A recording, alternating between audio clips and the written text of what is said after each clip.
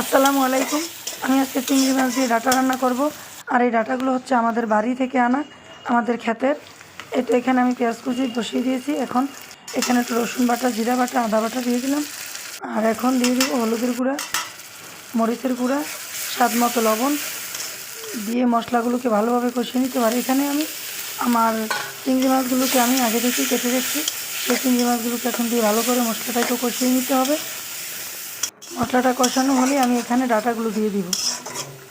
আর নিজেদের হাতের ডাঁটা খেতে কিন্তু দারুণ। আমি বাজার থেকে 3 থেকে 4 দিন কিনে আনছি, কিন্তু ডাঁটাগুলো সিদ্ধ হয় নাই, তেমন মজা হয় নাই খাইতে। আর এগুলো কিন্তু দারুণ স্বাদ।